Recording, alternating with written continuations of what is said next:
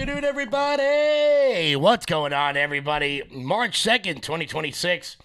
My name is Kevin Smith. Thank you so much for tuning into Loud Majority Live. We got a jam-packed show for you guys today. Well, nothing really happened over the weekend. So, not much to talk about. Except the U.S., decided to blow up like 50 Iranian terrorists in one shot. Pretty wild stuff.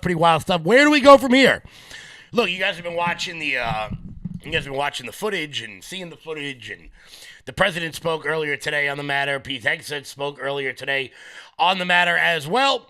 So we will, look, there's no point in going over the exact same stuff that everyone else has. What I want to talk about is where do we go from here? What is happening? What is the plan moving forward? And how and why is this not like Iraq and Afghanistan? Because it's critically important. A lot of people are comparing the two. And I, on the surface, I can see why they would be. So we're going to break down all of that. Also, what is the backlash from this? Actually, what it was going to be the backlash from this. Hold on a minute. Melania Trump is actually speaking at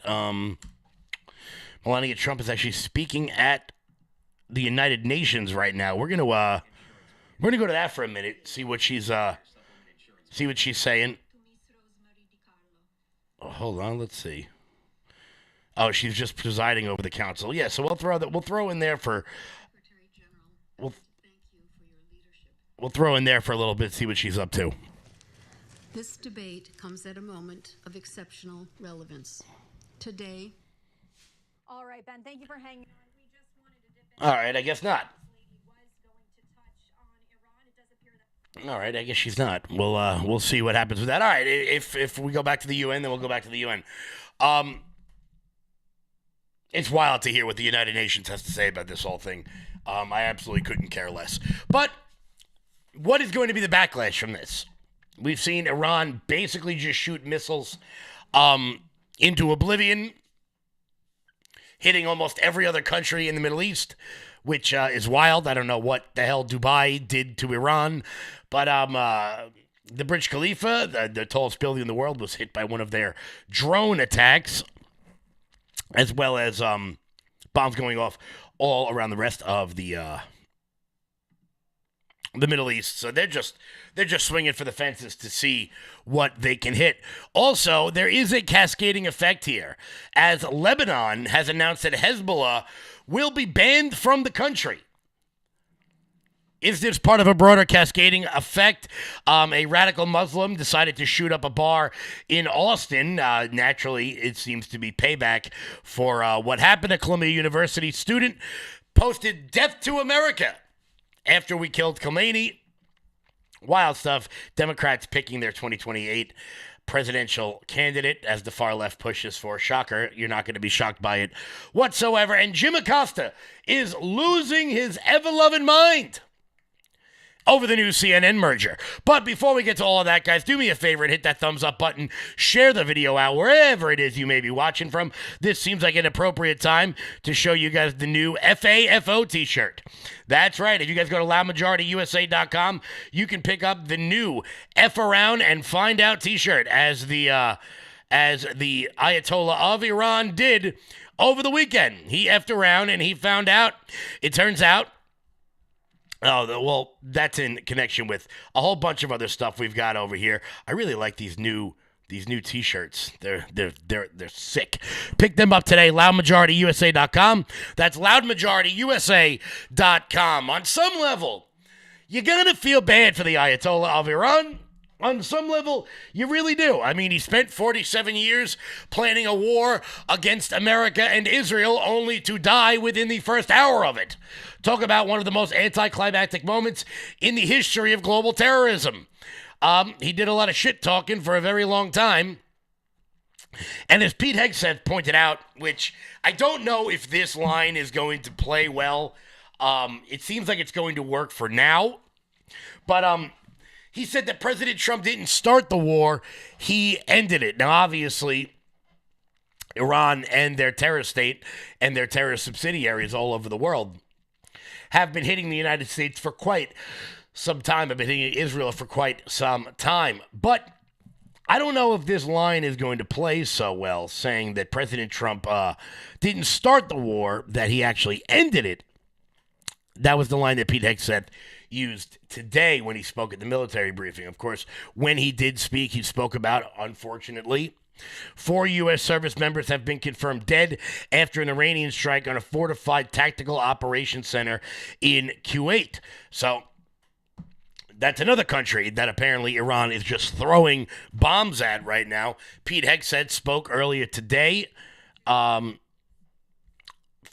the Pentagon, and what he said is incredibly important, I think, that we will not be bogged down in some sort of a long-lasting quagmire like Iraq and Afghanistan. Now, Pete Hegseth ought to know. He was one of the people who served there.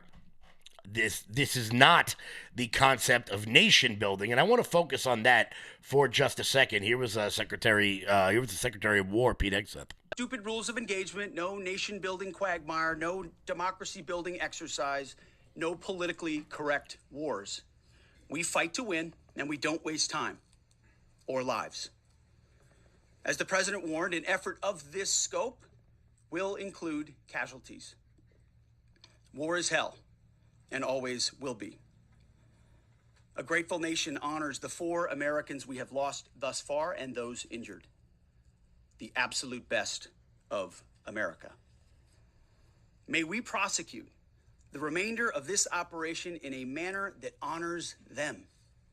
No apologies, no hesitation, epic fury for them and the thousands of Americans before them, taken too soon by Iranian radicals.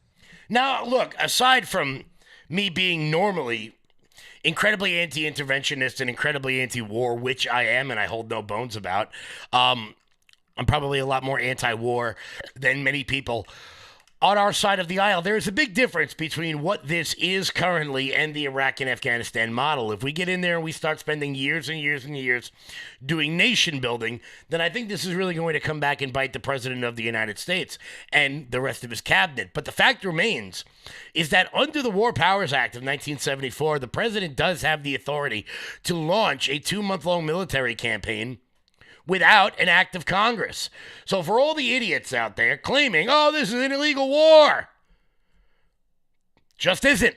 It just isn't. Now, would I rather us not be involved in active conflict with boots on the ground? 100%, 1,000%.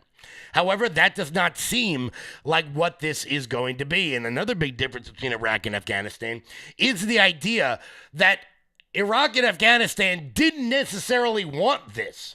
They didn't want nation building.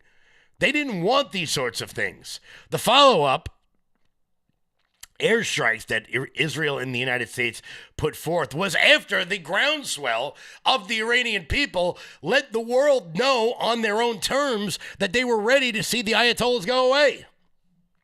That's the main difference. And Israel can conduct this war however they see fit after the 2-month mark. We're going to see how long this is going to take. President Trump said today that he didn't think we'd get this many people in one shot. According to the Associated Press, Trump said the Iran operation is likely to last 4 to 5 weeks.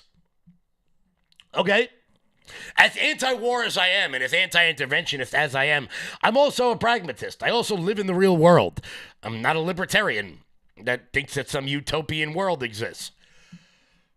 I wish it did, but it just doesn't. So once again, all the people out there claiming this is an illegal war, look, every president since Vietnam has used the War Powers Act to execute military operations. Some of them, Iraq and Afghanistan, have been absolute quagmires that we should have never been in the first place. But there is no question that the world is a safer place without the Ayatollah and his top lieutenants in it, as they were the main funders of terrorism all over the world.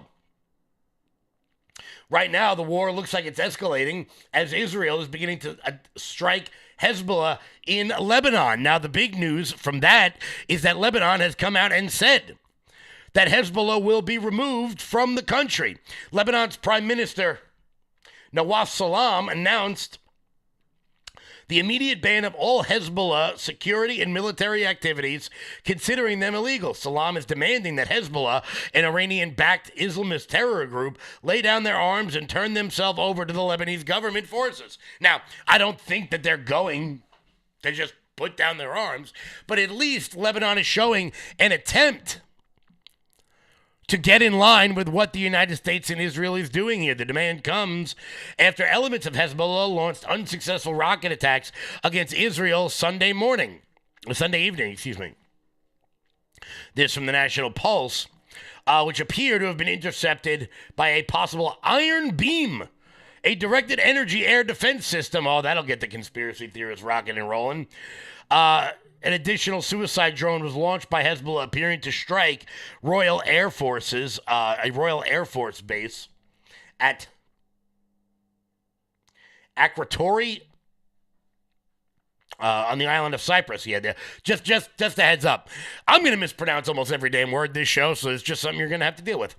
That's just something that we're all going to have to deal with. Subsequently, Israel's decapitation strikes against Hezbollah positions in Lebanon resulted in a new round of significant deaths among the Islamist terror group commanders, including its political leader in the Lebanese parliament, Mohammed Rahad.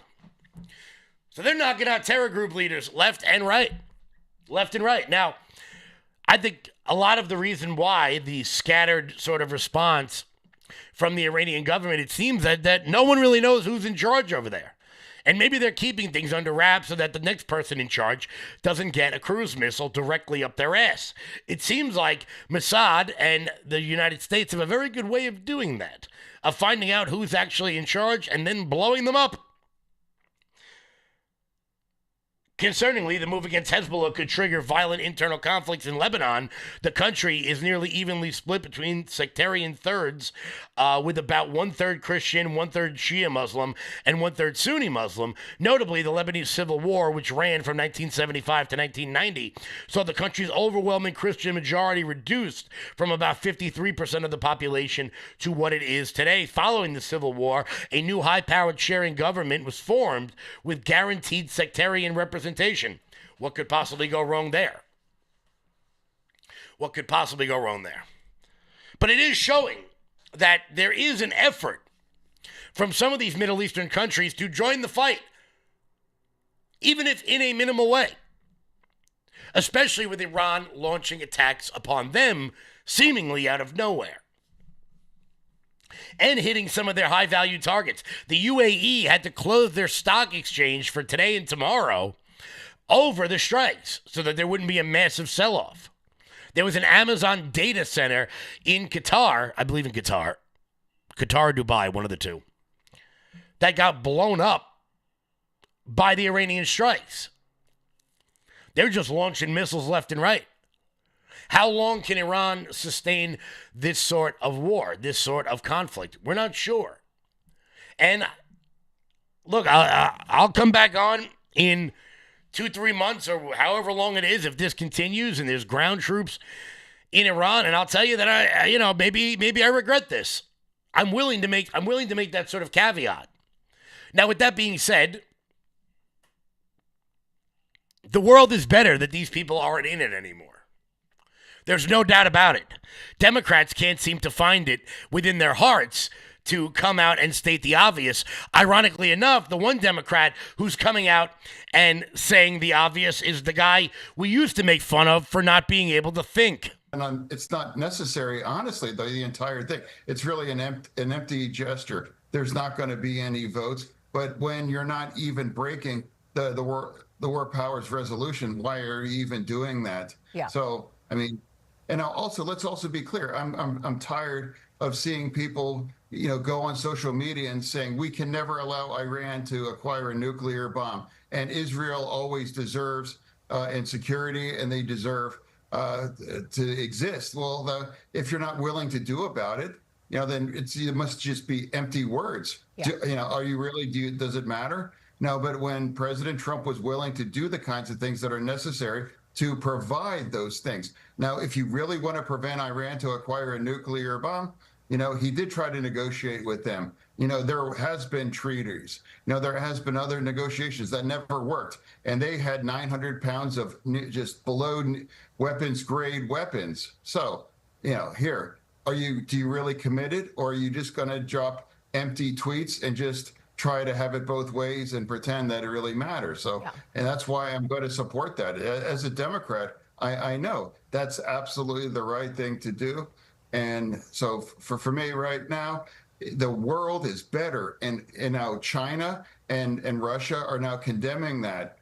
China is buying the Iranian oil, and that's how Iran underwrites the proxies and that regime. Yeah. So, and China is going to sell them their hypersonic missiles, that would be aimed right at American ships too. Very important point ahead of the president's trip to Beijing, by the way. Senator. That's right. That last part there is absolutely crucial. The attack on Iran was to get rid of the Ayatollah. 100% was to get rid of the top sponsor of terrorism anywhere in the world. But every move President Trump has made since he's been in office, what are we at now? 13 months? 14 months? Every move has been to hurt China in some way, whether it's the tariffs on the Pan-Asian, on that Southern Pacific Rim, Vietnam, Bangladesh, and the rest. Whether it was going after Iran, who was selling the Chinese oil. Right now, you'd think the Iranians are worried about negotiating oil deals with China. No, they're trying to dump as much as they can so that they can fund what little remains of this Islamic regime. It's actually a genius move because it's just attacking China without ever actually having to attack China. Now they have to convert all of their oil needs into natural gas, get them from Russia. China is going to have to make a new move here.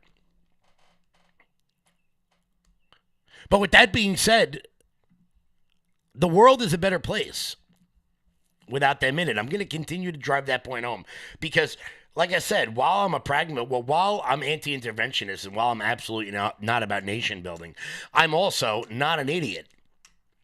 And I realize that bad people in the world.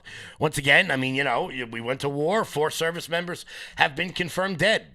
This is a tragic story. Secretary of War Pete Hegseth said on Monday morning that 4 U.S. service members have died as a part of the operation against Iran on that fortified tactical operations center. This comes as the U.S. CENTCOM confirmed that 4 service members died due to their injuries related to the strike. Hegseth said on Monday morning at a press conference regarding the soldiers that the particular incident was, you have air defenses and a lot's coming in. And you hit most of them, and we absolutely do. We have incredible air defenders. Every once in a while, you might have one, unfortunately, called a squirter. We could definitely find a better name for that. That makes its way through. And in this particular case, it happened to hit a tactical operations center that was fortified. So right now, the body count in this sort of attack has reached 4. Let's hope it stays lower than that. Some wild footage came out about some of the airstrikes that went on in Kuwait. Do I have this right here? Let me pull this up real quick. Apparently, a U.S. Fighter pilot, you would say, landed on a beach and just random Kuwaitis ran up to this. And this point needs to be driven home. The female fighter pilot landed on a beach in Kuwait and was welcomed with open arms. You're fine? Really? You need something to help you? No problem, you're safe. You're safe. Everything good? No problem. Thank you for helping us. Everything perfect? Who would have thought we would have seen that? What day are we living in that we thought we would have seen female fighter pilots landing on beaches in Kuwait and being welcomed by the local population? Of course, the part that everyone is finding so confusing, mostly the people in the mainstream media, is that, and I didn't know this, if I'm being honest with you, I didn't know there was such a groundswell of Iranians in America. I had no idea, but there are people dancing in the streets left and right. And CNN's having a difficult time really grasping the level of the celebration. Largest Iranian populations outside of the Middle East. You see the gathering there behind her. Julia, how is the Iranian community responding? Well, this gathering has only grown, Jessica, over the past few hours, since we've gotten here. It has amassed a large number of people, and the celebration is striking. We got here just moments after initial reports, initial rumors of the death of Ayatollah Khamenei had just started to trickle from Iran to this diaspora community, and people were jumping in excitement, hugging each other, crying, saying that basically they've been waiting 47 years for this very day, Jessica. It is the reason so many of them have come out here today. I want you to hear from one of them specifically, his thoughts right after learning that the supreme leader of Iran was dead. When is the last time you saw people in Israel and Iran dancing on the streets in excitement? And when is the last time you've ever heard of a country coming out and dancing because they're excited that foreign powers are attacking them? Now, the name of Reza Pahlavi has been at the tip of people's tongues here, Jessica. So these are very much people who are pro-Shah. They want to see a leadership emerge from Reza Pahlavi. They're calling for him to take over the reins. And their hope, they've told me, is that he would then lead a temporary government and hold elections in Iran, hold a referendum in Iran so that the people could decide what would come next for their nation. Yeah, and so many Iranian people hoping for a regime change and that they... And look, that was in Los Angeles. Here was in Times Square. I mean, just put that into context. You got Iranians dancing in Times Square to the YMCA, doing the Trump dance all over Midtown Manhattan.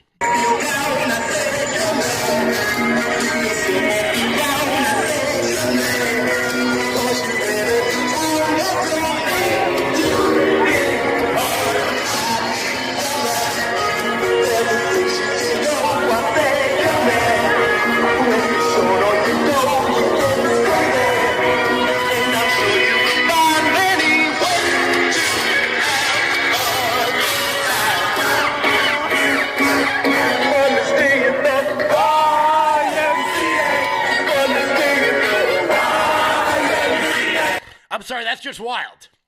That's just wild. Now, obviously, the people in America who are most upset by this are liberal white women who have never had to live under a dictatorship. Oh, yeah, the liberal white women, including all of their slightly possibly gay social media influencers like Harry Sisson, who has no idea how good they have it living in America. They're very upset by this. They don't care that Iran has had to live under a ridiculous regime for many years. No. They're just doing their best to try to do anything they can to shit on President Trump. I would tell you guys a real story. So, the gas station right by my house. I stop at it every morning. Stopped at it every morning for years. The guy works there. I never knew his nationality. We talk politics. We never really get into it. I knew he was Middle Eastern, some, version of it. Never really got into it. He knows what I do. He knows about the Trump rallies. And, we talk about Trump. We talk about the markets and stuff. I went in there this morning. And I guess because he knew that I was into politics, this is a grown man. He's got to be in his 50s. Literally started breaking down crying at how happy he was that the Ayatollah and the Islamic regime was removed. A grown man, a successful businessman here in America, nice guy, literally started breaking down crying. Because you got to listen to people who were from there. If you listen to like Patrick Bet-David or there's been a slew of I can't play the clip because HBO will flag me for copyright. But go watch Bill Maher's sit down on Friday night with an Iranian dissident. Talk about what it was like to actually have to live under that regime and how different things were. There's a clip going around. Let me see this. Let me see if I can pull it up. There's a clip going around of what Iran looked like in 1970. Here it is. Let me download this real quick. About a normal modern nation. Let me see if I can I get this here? Yeah, here it is. It's a little loud. Sorry about that. You're fine?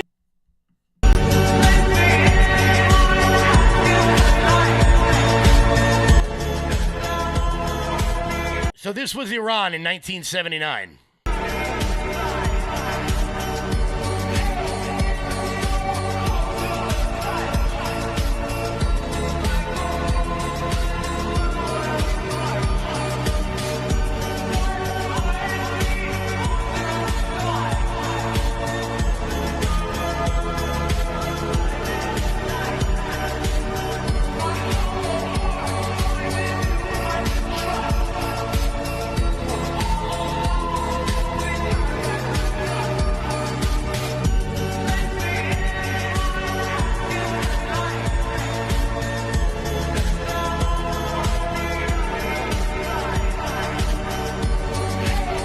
Now, look, was it perfect? No, it wasn't perfect, but it was a hell of a lot better than the theocracy that it is under now.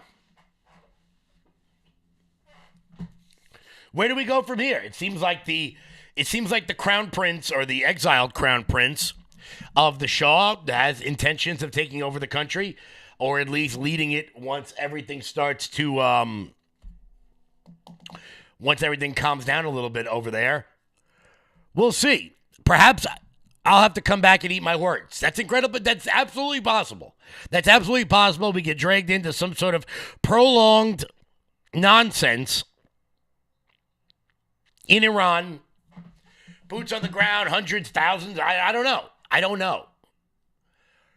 But right now, things seem to be going according to plan, according to the War Department. Now, with that being said, everyone knows that the first casualty of war is usually the truth. Doesn't matter who starts the war. That's the fog of war. We have been seeing attacks on U.S. installations all over the world, in almost every country. We're even seeing attacks from home. We saw it in Austin, Texas, over the weekend. An absolutely tragic story. Foreign-born, naturalized U.S. citizen from Senegal decided to take it upon himself, and, here are the early reports of that. Again, Alex Dorn, I'm the acting special agent in charge for the San Antonio field office of the FBI. We want to extend our deepest condolences as well to the victims and their families of this tragic incident. I also want to sincerely thank Austin Police Department and the officers for their extremely rapid response to the incident. There is no doubt that those officers saved countless lives with their quick reaction and quick training to respond to the shooter and address the threat. The FBI is working in lockstep with our partners, with Austin Police Department. We have members from our evidence response team, as well as our many other specialty teams, including our digital forensics folks that are on scene, helping to address the scene and gather additional evidence. Obviously, it's still way too early in the process to determine an exact motivation, but there were indicators that on the subject and in his vehicle that indicate potential nexus to terrorism. Again, it's still too early to make a determination on that. Those were the early reports. We later found out that the guy was wearing a shirt that said "Property of Allah." He was wearing a hoodie that said "Property of Allah" and an undershirt that had on the Iranian flag. So obviously he was active. I mean, look. Obviously he was activated by what happened with the airstrikes in Iran, and that, at least on the homeland, front is what terrifies me about what we did in Iran. We've had an open border for years now at this point. How many suspected terrorists, how many Islamist-aligned people, how many radical jihadists were allowed in the country, we'll never know. We'll never know. Is this live right now? That's earlier today, it looks like. That's earlier today. We won't know. We won't know until it's too late, which is terrifying. There were later updates from the Austin shooting. Here that was. We are going to continue our coverage here with our Fox 7 Austin team. We do have Jessica Rivera joining us live from out at the scene with the latest. And Jessica, what do we know and what is still left to figure out about all of this? Hi, good morning. Yes, I just want to remind everyone it's such a tragic event. It's very heartbreaking. So 6th Street, it's very busy on the weekends, and this incident happened as soon as these people were leaving the bar, wrapping up for the night. Most of them were probably waiting for a rideshare to come and pick them up. That's when the gunman came and started shooting towards the crowds.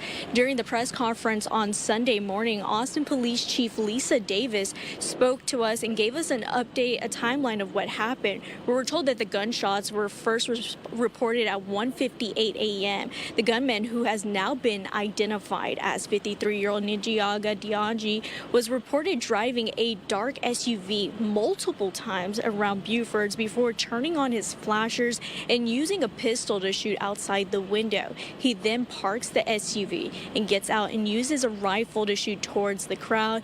Dianji never entered the bar. Officers quickly responded to the call within a minute and quickly encountered Dianji, and that's when they shot and killed him. When this came out, we were about 55, 56 seconds away coming from east to west Austin, and that saved multiple lives. Because of the rapid response, EMS was able to transport those who were in critical condition within 20 minutes to Del Seaton Hospital. The scene was then cleared within the first hour. Officers were able to quickly respond to the active attack because of the Safer 6th Street initiative. That's what the city So that's the update on that one. According to reports, 3 were killed with 14 people injured. An absolutely tragic story. And as I said, what sort of are there sleeper cells activated here in America? I mean, we've certainly seen the rapid presence of radical jihadists in many of our major cities over the course of the last several years. Certainly so many people at least sympathetic to the cause. Naturally, you had people out there like Ilhan Omar and Rashida Tlaib and Zohran Mamdani. Zohran Mamdani, the one I find to be the most funny. But naturally, they were out there sympathizing with the Ayatollah because they are radical jihadists in and of themselves. Zohran Mamdani decided to come out and condemn the attacks. I guess someone ought to tell him that actually, bro, your job is not to conduct foreign policy. Your job is to remove the snow from 8th Avenue. So why don't you stay in your damn lane? Because quite frankly, I don't want to hear about your opinions on foreign policy when you can't stop people from freezing to death in Midtown Manhattan. Of course, he wasn't the only one in New York who decided that they were going to put their foot in their mouth. A Columbia University anti-Israel group posted death to America after the United States and Israel killed Khomeini. Columbia University's biggest anti-Israel group, which notoriously organized last year's on-campus encampment in protest of the Gaza war, posted death to America in Persian after we killed the Ayatollah. Marbach America, I guess that means death to America.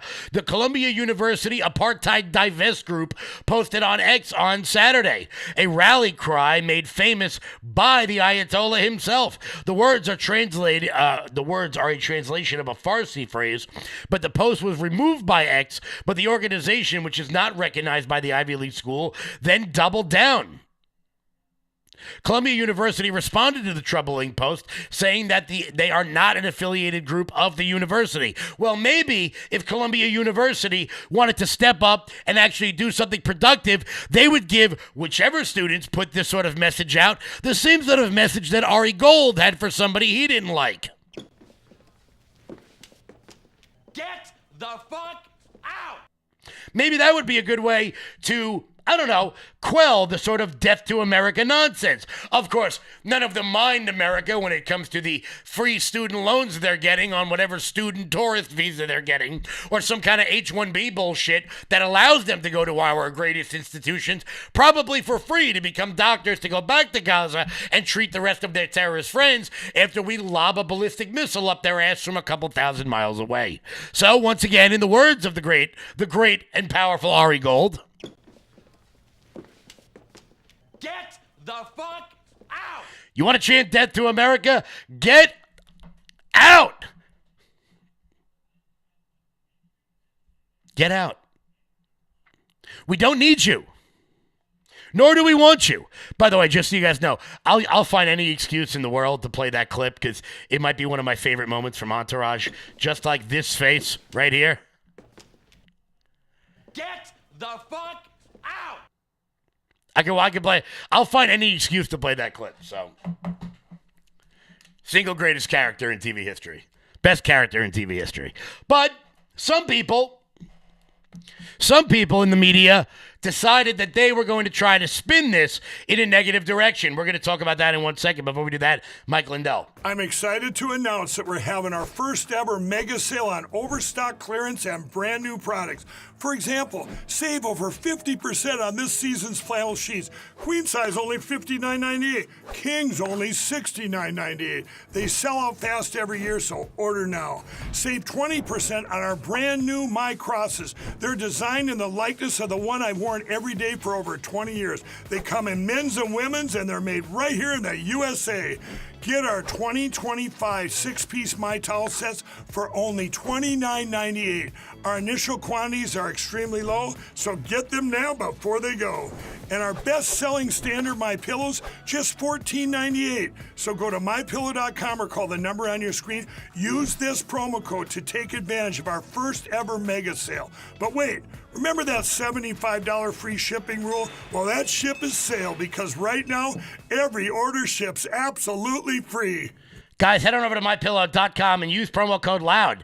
That's MyPillow.com, promo code LOUD, for up to 80% off everything on the website. That's MyPillow.com, promo code LOUD. Let's check in on the live chat. I haven't said hello to you guys yet today. Sorry, normally I do that at the top of the show. Shout out to everybody watching. Janine on Facebook. How are you? AC Knight, as always. Kiss, how are you? Very good. Everybody watching there over on my channel, Unwoke. What's happening? Magpie, how are you? How is everybody doing today? I got to tell you, if I'm being honest, I'm a little, I'm 50-50 on the attacks. I'm 50-50 on the attacks. Ordered my shirt this weekend. Thank you very much, Goose. Thank you very much, Goose. Very good stuff. Hello, everybody. Like I said, I'm 50-50 on this. I'll see. I'm curious, chat. What do you think about the strikes? I'd like to get a gauge of the audience on what you guys think. I'm going to be cutting a video after this, really going a little bit more in depth on what I think. Because, look, if I'm being real here, there's no way to guarantee this ends well. There's no way to guarantee it doesn't. There's no way to guarantee this doesn't turn into a protracted ground war, and I'm hoping that it doesn't. So I'm curious, guys. You let me know what you think about it. We'll see. Carol A., love my FAFO hoodie. Very nice. Thank you, Carol, for supporting the network as always. All of you guys, once again, loudmajorityusa.com. That's the best way to keep the lights on over here. We really do appreciate the support. If you guys have everything you want over there, hit the donate button at the very top. Because, we don't have any big sponsors on this show. It's just you guys. Better late than never. Okay. All right. You know, because look, there's a lot of big names out there that are very upset about this. A lot of people, Dave Smith and, well, the Hodge twins just kind of suck now. But there is a large faction of the political right that is a little bit miffed by this. And I can understand their concerns. So I'm not going to be one of those people that goes hard in the paint on anybody. Skinny Fiddle. Hey, what's going on? I'm not going to be one of these people that goes too hard in the paint on people that question this, because I think there are legitimate concerns. I do. And we will see as this progresses, as it progresses.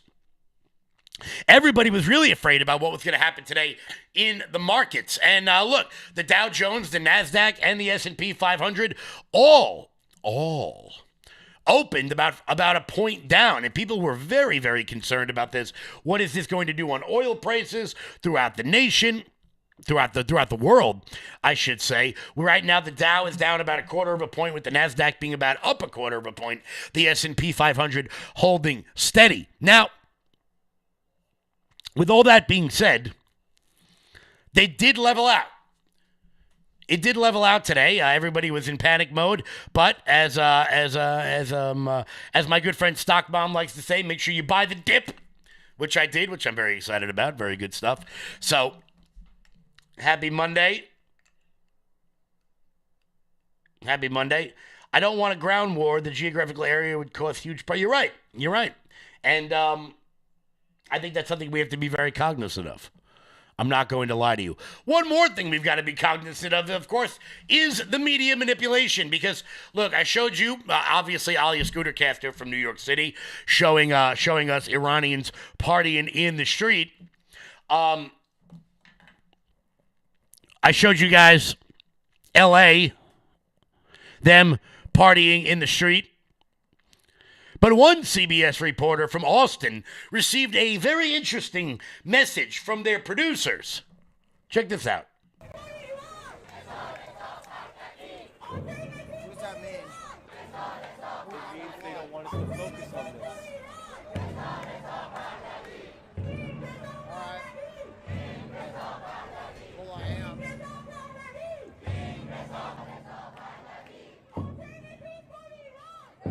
There's a lot of mixed opinions across Austin about the joint attack between the United States and Israel against Iran that happened early this morning.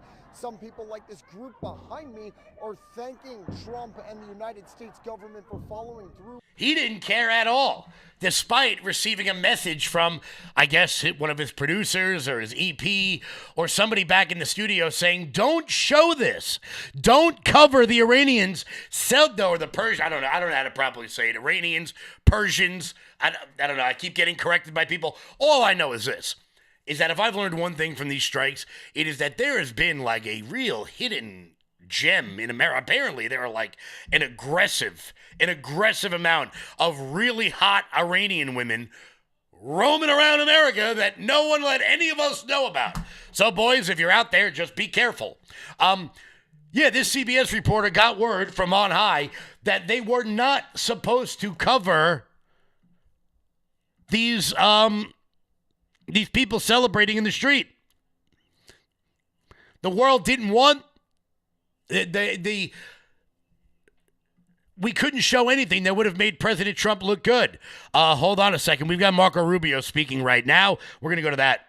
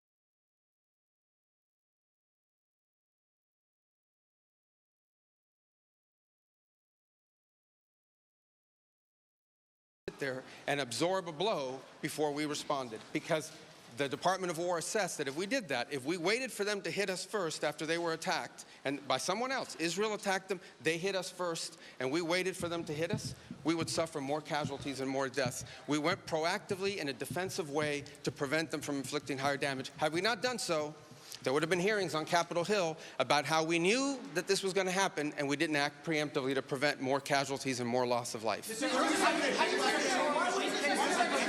What? Because of an impending Israeli action? No, well, let me two things I would say. Number one is, no matter what, ultimately this operation needed to happen. That's the question of why now. But this operation needed to happen because Iran in about a year or a year and a half would cross the line of immunity, meaning they would have so many short-range missiles, so many drones, that no one could do anything about it because they could hold the whole world hostage. Look at the damage they're doing now. And this is a weakened Iran.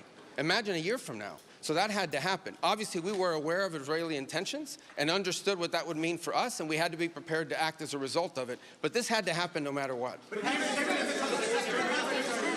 Secretary, President Trump said overnight that his top choices to now run Iran were killed in the strikes. Does the United States have a firm plan for how they intend to handle this power vacuum in Iran to ensure that an Irish hardliner does not take power? So two things, and two things can be true. Number one is our mission and our focus is the destruction of their ballistic missile capabilities and their ability to manufacture them, as well as the threat posed by their Navy to global shipping. That's our objective. That said, we would not mind, we would not be heartbroken, and we hope that the Iranian people can overthrow this government and establish a new future for that country. We would love for that to be possible. But the objective of this mission is the destruction of their ballistic missile capabilities and of their naval capabilities. Yeah. So are you saying, based on that, are you saying that there is no responsibility, no plan for the U.S. to at least play a role in whatever government comes next? We might. We'll see how circumstances play out. But I'm telling you what the objectives of this operation are. The objectives of this operation are to destroy their ballistic missile capability and make sure they can't rebuild it, and make sure that they can't hide behind that to have a nuclear program. That's the objective of the mission. That said, abundantly clear, we would love for there to be an Iran that's not governed by radical Shia clerics. As I've said myself repeatedly for years, the leadership of that country does not reflect the people of Iran, and I think that's been pretty apparent in the protests that you've seen.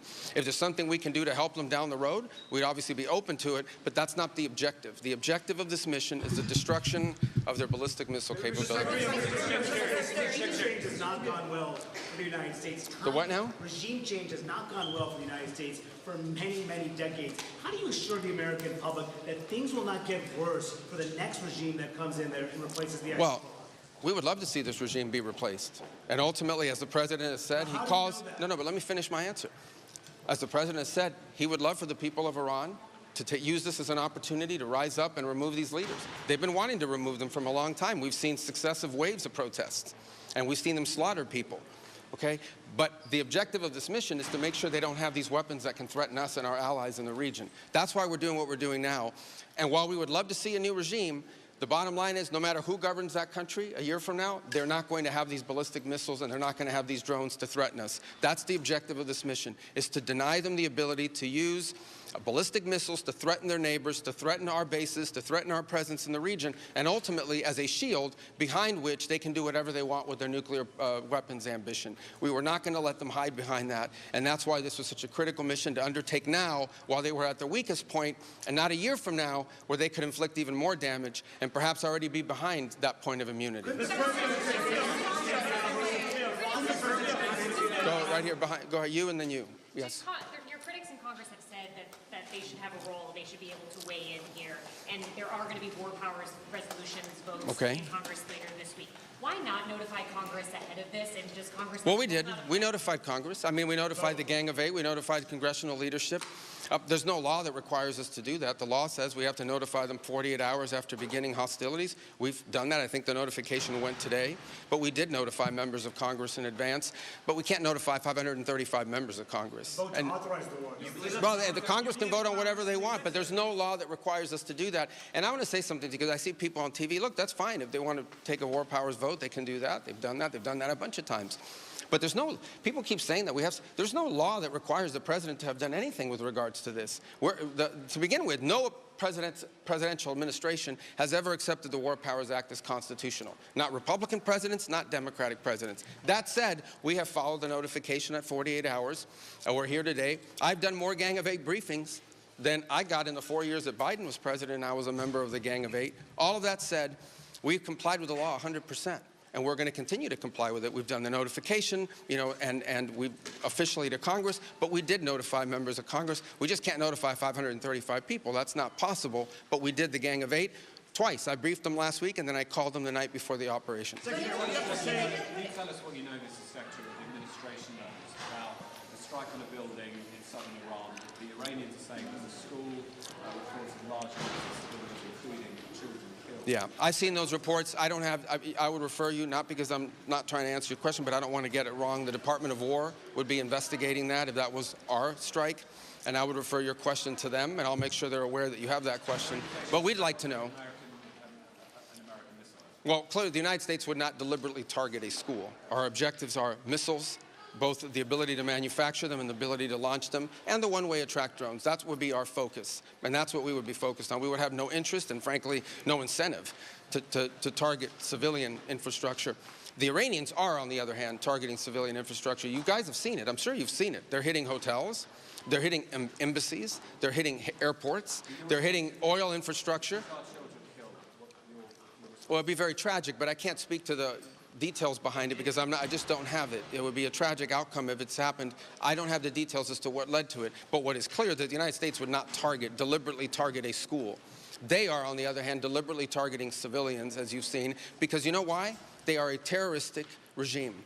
They sponsor terrorism and they participate in terrorism. What's your message to Americans who are concerned about rising energy prices given the spiking of oil prices today? Yes, and we knew that going in would be a factor, and so we have a program in place that will begin to be implemented by Secretary Wright, Secretary Bessent. We talked about it last night, again, about this program. We talked this morning, and starting tomorrow, you will see us rolling out those phases to try to mitigate against that. Obviously, markets are going to be reacting to news about what's happening. And again, a reminder, think about it, okay? This terroristic regime, led by radical clerics, has the ability, potentially, to shut off 20% of global energy. That's the kind of leverage they have because of their Navy. We're going to destroy their Navy. But there is a plan in place. We anticipated this could be an issue, and Secretary Wright and Bessent will begin to roll out those steps starting tomorrow to mitigate against the impact that could have. What time? I got to do this briefing, so I got a couple more. Yeah. Do you anticipate putting boots on the ground, and how long do you anticipate the conflict to last? Well, we don't. Let me say two things about it. Number one, the president always has the options to undertake whatever operations he decides to do as the commander-in-chief. That said, we believe the objective that we have set for this mission, which is the destruction of their ballistic missile capabilities, both launch capability and manufacturing, can be achieved without ground forces. Right now, we're not postured for ground forces, but obviously the president has those options. He's never going to rule out anything. But right now, our focus is on the destruction of their ballistic missile launchers, their ballistic missile stockpiles, and their ballistic missile manufacturing capability, as well as their one-way attract drones and their Navy, because of the threat it poses to global shipping. How long do you expect All right, I can only do one more. Right there in the middle. Yes, sir. Is there a diplomatic exchange going on right now between U.S. and Iran? Any exchanges whatsoever outside of No, not at this time. I mean, look, we always have people that reach out from inside of governments. You don't know if they're authorized to reach out or not. They're suffering a tremendous amount of damage. Honestly, again, I'm not going to give away the details of our tactical efforts, but the hardest hits are yet to come from the U.S. military. The next phase will be even more punishing on Iran than it is right now. Someone was screaming, how long will it take? I don't know how long it'll take. We have objectives. We will do this as long as it takes to achieve those objectives, and we will achieve those objectives. The world will be a safer place when we're done with this operation. All right? Thank you, guys. Thank you. I'm excited to announce that we're having our first... So that was Marco Rubio giving a quick press update. Sorry about the no sound. I don't know. There's something wrong with the feed there. Thanks for sticking around for that. Hope that didn't deter too many of you. Just so you guys are aware of what the Gang of Eight actually is, you heard You heard Secretary Rubio talk about that several times. The 8 people who got notified about this are the heads of the different committees and the prospective leaders and minority leaders in each house. So that would be Tom Cotton, Mark Warner, Rick Crawford of Arkansas, Jim Himes of Connecticut, John Thune, Chuck Schumer, Mike Johnson, and Hakeem Jeffries. I believe they reached out to 7 out of the 8 of them.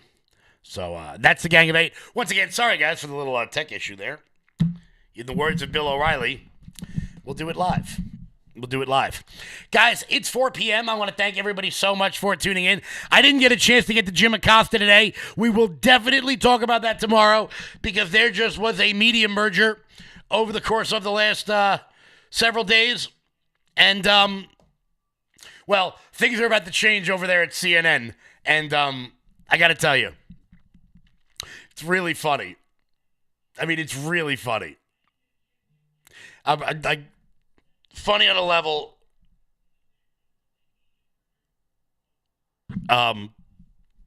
It's just great.